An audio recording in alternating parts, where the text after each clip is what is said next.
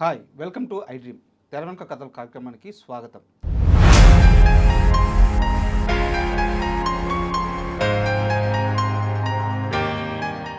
తెలుగు సినీ పరిశ్రమలో సంగీత దర్శకులకి ఒక ప్రత్యేక స్థానం ఉంటుంది. అయితే వారందరిలో కూడా తొలితరం సంగీత దర్శకుడు, తొలితరం star music director Saluri Rajeswararao గారి స్థానం మాత్రం ఎప్పటికీ చాలా ప్రత్యేకం.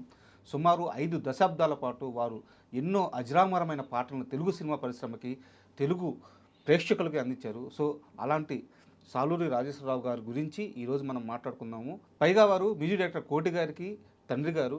సో ఎన్నో ప్రత్యేకతలు ఉన్న సాలూరి రాజేశ్వరరావు గారి సినీ ప్రయాణం గురించి, అలాగే ఆయన వ్యక్తిగత జీవితం గురించి అద్భుతమైన విషయాలను తెలియజేయడానికి మనతో పాటు ఈరోజు స్టూడియోలో సీనియర్ కో డైరెక్టర్ కనగల జీకుమార్ గారు ఉన్నారు. వారిని అడిగి సాలూరి రాజేశ్వరరావు గారి విశేషాలు తెలుసుకుందాం. హాయ్ సార్, నమస్తే. నమస్తే సార్, సాలూరి రాజేశ్వరరావు గారి పేరు వినంగానే ఎన్నో అజరామరమైన ఉంటాయి. అద్భుతమైనటువంటి ఆయన బాలమేధావి అండి. ఆయన సార్ 7 చిన్న వయసులోనే వాళ్ళ ఫాదర్ పాట పాడుతుంటే రాగం చెప్పేసేవాడంట. అంత మేధావి.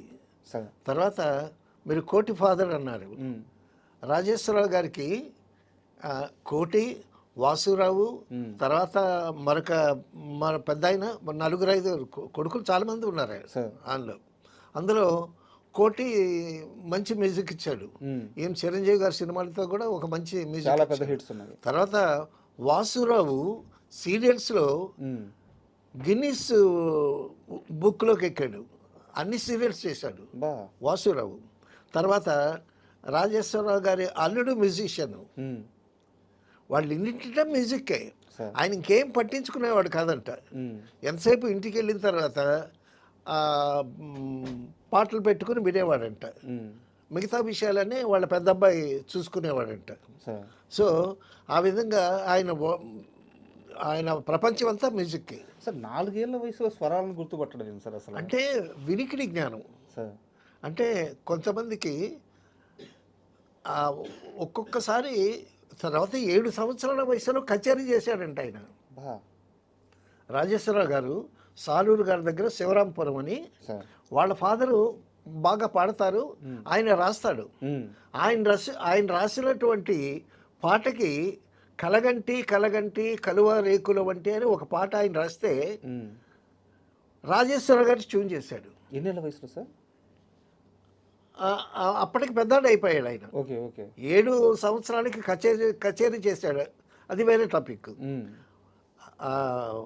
రాజేశ్వరరావు గారి ఫాదరు పాట రాస్తే, లిరిక్ రాస్తే రాజేశ్వరరావు గారు ట్యూన్ చేశాడు. ఈ రాజేశ్వరరావు గారు ట్యూన్ చేసినటువంటి కలగంటి కలగంటి ప్రైవేట్ సాంగ్ చాలా అద్భుతమైనటువంటి పాట. అది పాడుతా తీయగాలో పరమేశ్వర్ అనే ఒక కుర్రాడు పాడాడు, బ్లైండ్ బాయ్. అతను విజయనగరం నుంచి వచ్చాడు. ఈ పాటకి జడ్జిగా బాలసుబ్రహ్మణ్యం పక్కన కోటి కూర్చున్నాడు. చూసారా, తాతగారు రాసిన పాటకి తండ్రి గారిని ట్యూన్ చేస్తే ఆ పాట ఈ జనరేషన్ పాడుతూ ఉంటే కోటి అక్కడ జడ్జిగా వచ్చి ఆ కుర్రాడు పాట విని లేచి ఎక్సైట్ అయిపోయి వాడిని వాటేసుకొని ముందు పెట్టుకుని మెడలో ఉన్నటువంటి గురిసి తీసి అతని మెడలో వేశాడు. అంత కోటి. సో ఎంత అదృష్టం. బాలసుబ్రహ్మణ్యం గారు కూడా అన్నాడు, తాత రాస్తే తండ్రి ట్యూన్ చేస్తే ఈ పిల్లలు ఇప్పటి జనరేషన్ ఆ పాట పాడుతూ ఉంటే ఇతను జడ్జిగా రావటం అనేటటువంటిది ఎంత అదృష్టం కోటి చేసుకున్నది. ఏ కుటుంబానికి ఇంత అదృష్టం రాదు. తర్వాత అండి విజయనగరం మహారాజాస్ కాలేజీ నుంచే ఘంటసాల గారు, సుశీల గారు వచ్చారు. అదే కాలేజీలో చేరాడు ఈయన రాజేశ్వరరావు గారు. ఇప్పుడు 7 సంవత్సరాలప్పుడు రాజేశ్వరరావు గారు కచేరీ చేశారని అన్నానే. అవును. అప్పుడు ఆయన విజయనగరం మ్యూజిక్ కాలేజీలో చదువుకుంటున్నాడు. ఆ మ్యూజిక్ కాలేజ్ ప్రిన్సిపాల్ చాలా ఫేమస్ వయలినిస్ట్ ద్వారం వెంకటస్వామి నాయుడు గారు. ఈయన 7 సంవత్సరాలకి కచేరీ చేశాడు. సంగీతం పూర్తిగా నేర్చుకోకుండా కచేరీ చేయకూడదు అనేటటువంటి నిబద్ధత ఉంటుంది వాళ్ళకి. కాబట్టి కాలేజీ నుంచి పంపించేశాడు ఆయన, నేను చెప్పను అని.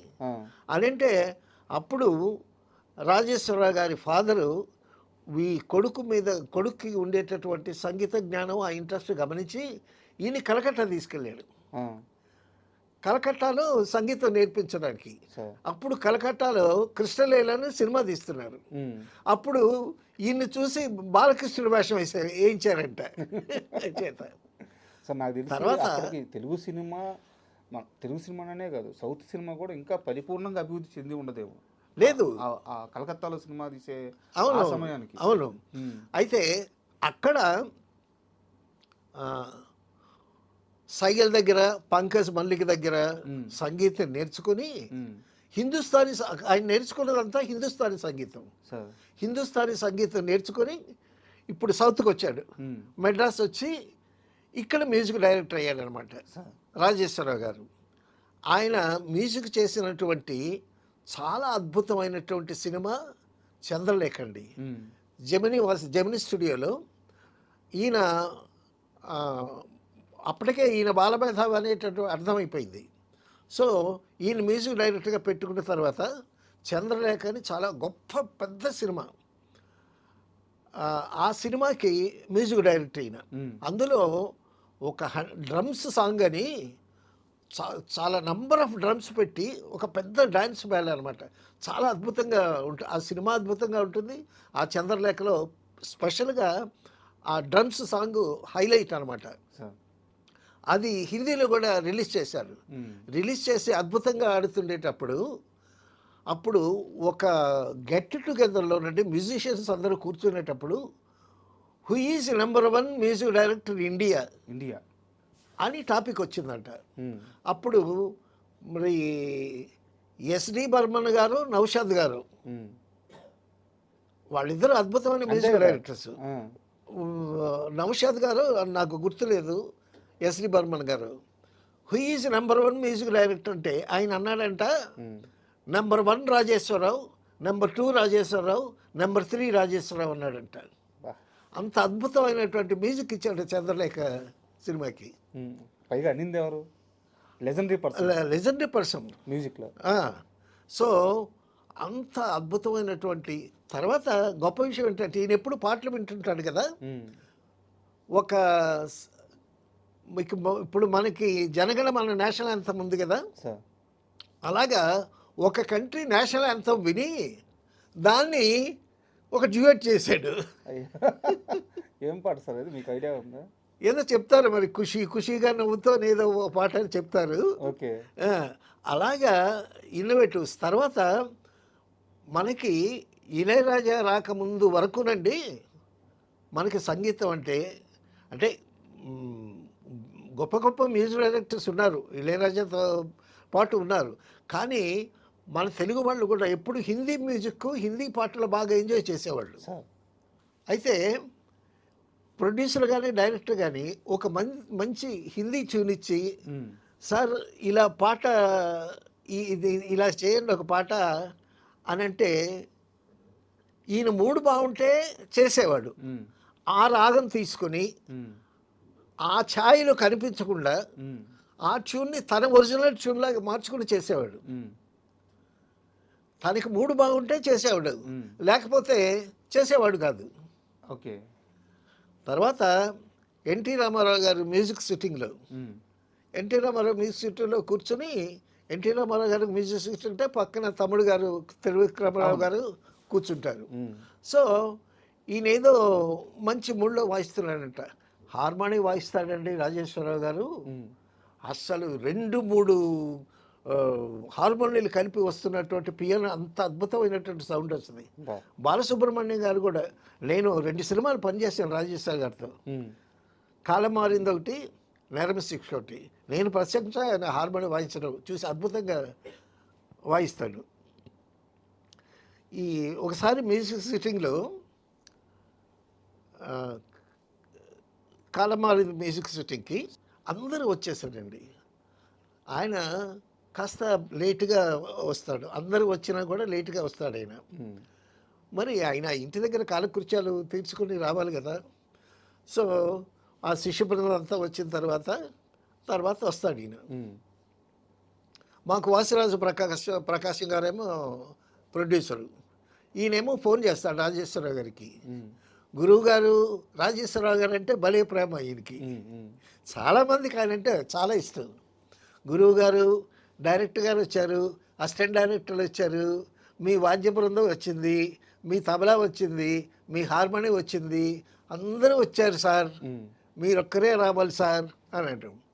సార్ మా ఇంట్లో మెంబర్స్ ఎక్కువండి, బాత్రూమ్ ఒకటేనండి, నన్ను లోపలికి పంపించాలండి వాళ్ళు అని అంటే ఆ ముచ్చట ఇప్పుడు నమ్ముకోవటం ఆయన. తర్వాత అండి మ్యూజిక్ సిట్టింగ్లో ఒకసారి జానకి గారు రిహార్సల్కి వస్తారు. సో అందరం కూర్చుంటే ఇంతలోకి జానకి గారు వచ్చారు. వచ్చేసరికి జానకి గారు వచ్చారయ్యా, జరగండి అయ్యా. ఆయన కొంచెం వాయిస్ ఫీబుల్గా ఉంటుంది, గమ్మత్తుగా ఉంటుంది. బాలసుబ్రహ్మణ్యం గారు ఇమిటేట్ చేస్తారు కూడా రాజేశ్వర గారు వాయిస్. కొంచెం జరగండి అయ్యా, అమ్మాయి గారు వచ్చారు జరగండి అని అంటే వాళ్ళు జరిగారు. ఇంకా జరగండి అయ్యా, ఇంకా జరగండి అయ్యా, అమ్మాయి గారు కూర్చోవాలి మధ్యన అంటే ఈవిడ నవ్వుంది. ఎందుకంటే ఈవిడ కూర్చోవటానికి కొంచెం లావుగా ఉంటుంది కదా జానకి గారు. ఆవిడని చమత్కారాలు అనమాట. భలేగా చురకలు అనిపిస్తుంటాడు ఆయన. అవన్నీ చాలా స్పోర్టివ్గా ఎంజాయ్ చేస్తారు వీళ్ళంతా. ఒకసారి ఘంటసాల గారికి ఏ గాయకుడికైనా సరే అండి, రాజేశ్వరరావు గారి రికార్డింగ్ అంటే చాలా అలర్ట్గా ఉంటారు. ఎందుకంటే ఆయన సరస్వతి పుత్రుడు, ఎక్కడ చిన్న సిలబుల్ తప్పినా సరే ఒప్పుకోడు, పట్టేస్తాడు. ఒకసారి ఘంటసాల గారు పాడుతున్నారు, ఈయన మ్యూజిక్ డైరెక్టర్. ఆయన ఒకసారి ఒక టేక్ రఫ్గా పాడతారు. పాడిన తర్వాత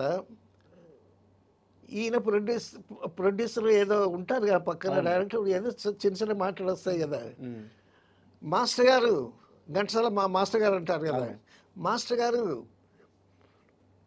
మీరు పాడిన పాట నేను పాడినట్టు లేదు అని నిర్మాత గారు అంటున్నారండి. ఆయన మీద నెట్టేస్తారు, ఆయన మీద నెట్టేస్తాడు. ఘంటసాల గారికి కూడా రాజేశ్వరరావు గారికి ఘంటసాల గారికి కనిపించని శత్రుత్వం ఉంది. బయట పడరు కానీ ఆయన దగ్గర పాడటం కష్టం అనేటటువంటి విషయం ఆయనకి తెలుసు. ఈయన కూడా కావాలని ఎక్కడో పట్టుకుంటాడు ఘంటసాల గారిని. సో ఆ విధంగా గమ్మత్తైన ట్రావెల్ అది. తర్వాత ఇద్దరు మాత్రం కలిసి చాలా సినిమాలు చేశారు. తర్వాత జెమినీలో సాంగ్ రికార్డింగ్ అండి. ఏం సాంగ్ రికార్డింగు? రామయ్య తండ్రి మా నోములన్నీ పండినాయి రామయ్య తండ్రి, అది ఘంటసాల గారు పాడాలి. ఘంటసాల గారు వచ్చారు. సరే బాపు గారు వస్తూ ఒక క్యాసెట్ తీసుకొచ్చి ఘంటసాల గారి ముందు పెట్టి ఆ క్యాసెట్ ఆన్ చేశారు. ఆన్ చేస్తే అందులో నుంచి అద్భుతమైనటువంటి పాటలు వస్తున్నాయండి. విన్నారు ఘంటసాల గారు. విని ఆహా, ఈ కుర్రాడు ఎవడో సరస్వతి పుత్రుడండి, ఎంత అద్భుతంగా పాడుతున్నాడండి, చాలా పైకి వస్తాడండి ఈ కుర్రాడు అన్నాడు ఘంటసాల గారు. అప్పుడు బాపు గారు ఏమన్నారు తెలుసండి, ఏమండి నాటకాల్లో నారదుడు వేషం వేస్తూ రాజేశ్వరరావు గారి పాటలండి అవి అని అన్నాడు. అంత అద్భుతమైనటువంటి గాయకుడు ఘంటసాల గారు కూడా వారి వాయిస్. సో అంత ప్రతిభాశాలి రాజేశ్వరరావు గారు. తర్వాత ఆయన జోకులు ఎలా ఉంటాయంటే, ఒక సినిమాకి దేవులపల్లి కృష్ణశాస్త్రి గారు ఒక పాట రాశారండి. ఆ పాట పల్లవి ఏంటంటే, గడియాగవా ఒక్క గడియాగవా అని స్టార్ట్ అవుతుంది పల్లవి. అదే సినిమాకి విజయరత్నం అని ఒక యువ రచయిత ఆయన వచ్చి ఒక పాట రాశాడు. ఆ పాట ఎవరికి? జ్యోతిలక్ష్మికి. ఈ కుర్రాడు రాసినటువంటి పాట పల్లవేంటి? అమ్మమ్మ ఆగలేను ఆగలేను నేను, అమ్మమ్మ ఆగలేను నేను, అమ్మ ఆగలేను అని ఈయన పల్లవి. మరి జ్యోతిలక్ష్మి పాటలు అంటే అలాగే ఉంటాయి కదా. దేవులపల్లి కృష్ణశాస్త్రి గారు రాసినది ఏంటి? గడియాగవా ఒక్క గడియాగవా అని రాశాడు. ఈ విజయరత్నం అనే అతను సిచ్యువేషన్ చెప్పంగానే కుర్రాడు కదా, హుషారుగా ఉన్నాడు, అరగంటలో పాట రాశాడు. పాట రాసేస్తే రాజేశ్వరరావు గారు అన్నారు, ఏమండి కవి గారు, దేవులపల్లి కృష్ణశాస్త్రి గారు పాట రాయటానికి 4 రోజులు తీసుకొని ఇంకా గడియాగవా ఒక్క గడియాగా అన్నాడు. మీరు వచ్చి అరగంట అయిందో లేదో అప్పుడే ఆగలేను ఆగలేను ఆగలేను అని అంటున్నారు అనేసరికి నవ్వులు నవ్వులు నవ్వులు. అతను కూడా చాలా స్పోర్టివ్గా తీసుకున్నాడు. ఆ విధంగా భలే చురకలంటిస్తాడు ఆయన. సార్ రాజేశ్వరరావు గారు సామాన్యుడు కాదు. రాజేశ్వరరావు గారి గురించి బాలసుబ్రహ్మణ్య గారు చెప్తారు, అసలు ఒక రాగంలో నుంచి మరొక రాగంలోకి వెళతాడు ఆయన. ఈ రాగంలో నుంచి మరొక రాగంలోకి వెళ్ళేటప్పుడు ఆ ట్రాన్సిషన్ ఉంటుందే చాలా అద్భుతంగా, చాలా మెలోడియస్గా ఉంటుంది అది. ఆ విషయం బాలసుబ్రహ్మణ్య గారు మ్యూజిక్ డైరెక్టర్లో చాలా మందికి అది చాలా అసాధ్యమైన పని. చాలా కష్టం. ఒక రాగంలో వెళ్తున్న సాంగ్ని మరొక రాగంలోకి వెళ్ళటం అనేటటువంటిది. తర్వాత చాలా గొప్ప విషయం ఏంటంటే పంకజ్ మల్లిక్ దగ్గర, సైగిల్ దగ్గర ఆయన అక్కడ హిందుస్థానీ సంగీతం నేర్చుకున్నాడు. హిందుస్థానీ సంగీతం నేర్చుకొని ఇక్కడ సౌత్ ఇండియాకి వచ్చి కర్ణాటక మ్యూజిక్లో కీర్తనలు చేశాడు ఆయన. అసలు హిందుస్థానీ సంగీతం నేర్చుకున్నటువంటి రాజేశ్వరరావు గారు కర్ణాటక స్టైల్లో ఎట్లా పాటలు చేయగలిగాడు అనేటటువంటిది వాళ్ళ పిల్లలు వాసురావుకి, ఆ కోటికి వాళ్ళకి అర్థం కాలే. మీరే అన్నారు కదా సార్ సరస్వతి పుత్రుడు అని. డెఫినెట్గా ఇంకా ఆ మహాప్రసాదం దాకా ఆయనకి అది అభిపోయింది అంతే. సో ఆ విధంగా తర్వాత సుశీల్ గారు ఒకసారి పాట పాడుతుంటే ఎక్కడో రాగం ఉంటుంది. అసలు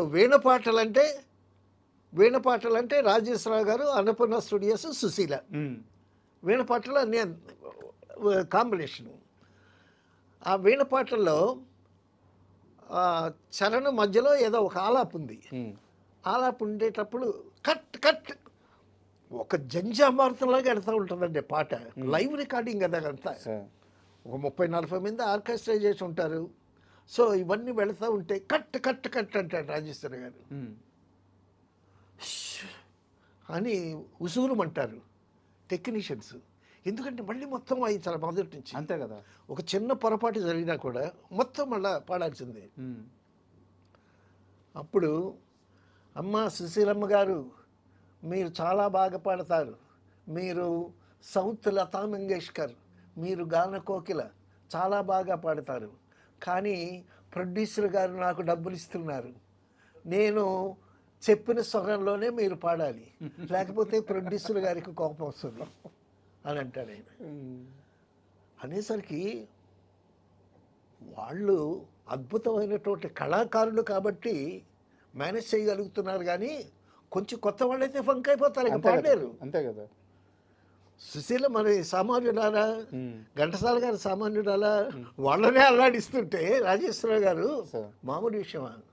తర్వాత అండి కానీ ఆయన విద్వత్తు అంటే విద్వత్తు అంటే ఏంటంటే ఆయన దాని మీద ఆ స్థాయిలో పట్టుంది. అవును, ఆ స్థాయిలో పట్టుంది ఏదైనా. తర్వాత అసలు సాహిత్యం అంటే అసలు మల్లీశ్వర పాటలు వింటే, మల్లీశ్వరంలో ఒక పాట ఉంది,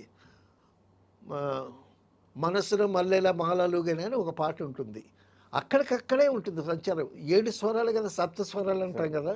సప్త స్వరాల్లో 3-4 స్వరాలే వాడిన పాట అది. అంత అద్భుతంగా ఉంటుంది ఆ పాట. ఆ పాట గురించి సంగీత చాలా గొప్పగా విశ్లేషించుకున్నారు. అంత మేధావి రాజేశ్వర గారు. తర్వాత అండి రాజేశ్వరరావు గారి విశ్వరూపం చూశానండి నేను ఒకసారి. చక్రవర్తి గారు చాలా మంచి పీక్లో ఉండి చాలా వండర్ఫుల్ సినిమాలు చేశాడు. రామారావు గారితో, నాగేశ్వరరావు గారు పెద్ద హిట్లు ఇచ్చాడు, కమర్షియల్ హిట్స్ అన్నీ ఇచ్చాడు. అటుపక్క ఇళయరాజా ప్రభంజనం సాగుతున్నా కూడా చక్రవర్తి కూడా బ్రహ్మాండంగా వెలిగాడు. అయితే చక్రవర్తి వాళ్ళందరినీ పిలిచి, చక్రవర్తి గారి దగ్గర వీళ్ళందరూ రాజు, కోటి, చక్రి వీళ్ళంతా అసిస్టెంట్స్ ఉన్నారు కదా, కీరవాణి, వీళ్ళంతా, ఏమయ్యా ఇంతమంది ప్రొడ్యూసర్స్, ఇంతమంది డైరెక్టర్స్ మనకి అవకాశాలు ఇచ్చారు, నా బర్త్డే పెద్ద పార్టీ ఇద్దాం ఆయనకి, అందరినీ పిలిచి ప్రొడ్యూసర్లు, డైరెక్టర్లు, మ్యూజిక్ డైరెక్టర్స్ అందరినీ పిలిచి పార్టీ ఇద్దామని చక్రవర్తి గారు అని పార్టీ అరేంజ్ చేశాడండి. తాజ్ కోరమండలం, మెడ్రాస్ తాజ్ కోరమండలం పార్టీ అరేంజ్ చేశాడండి. పార్టీ అరేంజ్ చేస్తే అబ్బో ఏమి వచ్చారండి జనం. ఆయనతో సినిమాలు తీసిన ప్రొడ్యూసర్లు, టెక్నీషియన్స్, డైరెక్టర్స్ అందరూ ఇండస్ట్రీలో చాలామందిని పిలిచాడు. అప్పటికే లక్షలు ఖర్చు పెట్టాడు చక్రవర్తి గారు. అందరూ వచ్చారు, తినేవాళ్ళు తింటున్నారు, పానీయం పుచ్చుకునేవాళ్ళు పుచ్చుకుంటున్నారు. ఇంతలోకి రాజేశ్వరరావు గారు వస్తున్నాడు అని ఒక అరుపు వినిపించిందండి. ఏదో ఫోన్ వచ్చిందనమాట. రాజేశ్వరరావు గారు వస్తున్నాడు. ఫోన్ అందుకున్నవాడు ఒక మ్యూజిషియన్. రాజేశ్వరరావు గారు వస్తున్నాడు అని అరిచాడు.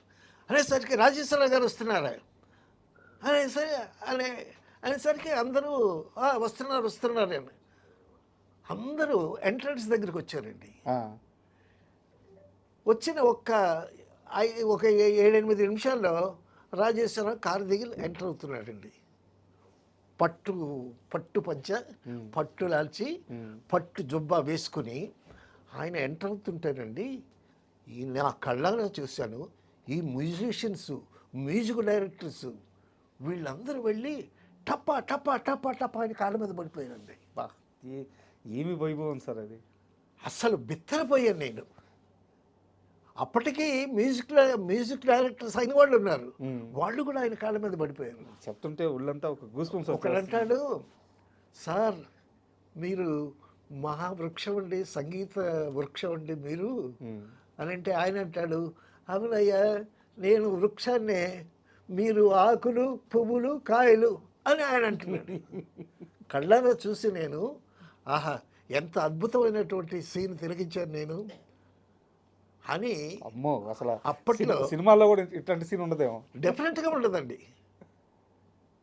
రాజేశ్వర గారు ఇప్పుడు చక్రవర్తి గారి సినిమాలో క్రాంతి కుమార్ గారితో సినిమాలు చేస్తున్నాం మేము. అప్పుడు చాలా సినిమాలు చేసాం, మ్యూజిక్ సిట్టింగ్లో కూర్చున్నాం. సో మేము అందరం వెళ్ళాం పార్టీకి. రాజేశ్వరరావు గారి ఎంట్రీ, ఈ మ్యూజిషియన్స్ అందరూ ఆయన కాళ్ళ మీద పడిపోవటం, అది చూసి రాజేశ్వరరావు గారు ఇంత గొప్ప సంగీత దర్శకుడా, ఇంత గొప్పవాడా అని ఆశ్చర్యపోయాను అనమాట.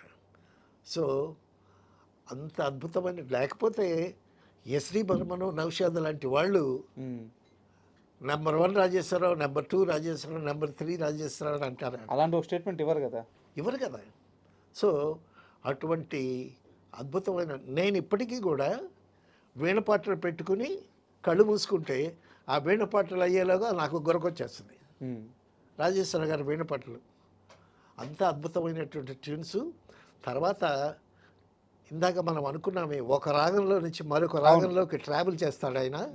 ఆ ట్రాన్సిషన్ ఉంటుంది, ఎంత మెలోడియస్గా ఉంటుందో. అద్భుతమైనటువంటి ఒక పాట గురించి చెప్పాలా ఆయన గురించి, ఎన్ని పాటలు, ఎన్ని సినిమాలు, ఎంత వైభవం. తర్వాత ఆయన ప్రైవేట్ సాంగ్స్ అండి, కలగంటి కలగంటి, ఓ విభావరి. ఆయన మొట్టమొదట వచ్చిన తర్వాత ఈ రికార్డింగ్ కంపెనీ వాళ్ళు ఈయన ప్రైవేట్ సాంగ్స్ అన్ని రికార్డ్ చేశారు, చాలా పాపులర్ అయ్యాయి.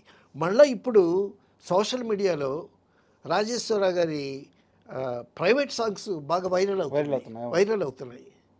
తర్వాత ఒక ఫంక్షన్లో రాజేశ్వరరావు గారిని, అప్పటికి ఆయన వాయిస్ అదంతా పడిపోయింది, వీల్ చైర్ మీద తీసుకొచ్చారండి. వీల్ చైర్ మీద రాజేశ్వరరావు గారిని తీసుకొస్తే, కోటిని వాసురావు తీసుకొస్తే ఆడిటోరియం ఫంక్షన్లో ఉన్న వాళ్ళందరూ లేచి స్టాండింగ్ ఓవేషన్ అన్నమాట. అప్పుడు సుశీల గారు ఒక పాట కూడా పాడుతూ ఉంటే ఆయన వచ్చి రాని దాంతో అట్లా అంటూ ఉంటే, అసలు ఆ దృశ్యం చూడటానికే చాలా అద్భుతమైనటువంటి దృశ్యం అనమాట. నిజంగా అంటే ఆ కుటుంబం మొత్తానికి కూడా ఆ సంగీతం అనేది ఒక వరప్రసాదంగా దొరికింది అనుకో. డెఫినెట్గా ఒక గొప్ప వ్యక్తి గురించి చాలా గొప్ప మాటలు తెలియజేశారు. నిజంగా చాలా thank you sir. Thank you very much. Thank you. And for more videos, please subscribe to iDream. Please subscribe to iDream. Please subscribe iDream. And please subscribe to iDream.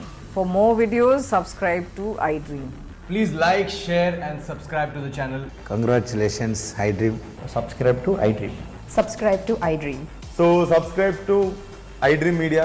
iDream ki iDream team andarki huge congratulations. Please subscribe iDream Media. Please subscribe to iDream. Subscribe iDream. Please subscribe to iDream. I dream అంటే నా కళల channel subscribe చేసుకున్న నోరు తిరుగుతలేదు. మీరైతే గంట గుర్తు కొట్టండి. For more such videos, please subscribe to iDream. Subscribe to iDream. Please subscribe to iDream. Please subscribe iDream Media. Please do subscribe to iDream. Please subscribe to iDream Media. For best entertainment and information, please subscribe iDream. And don't forget to subscribe to iDream.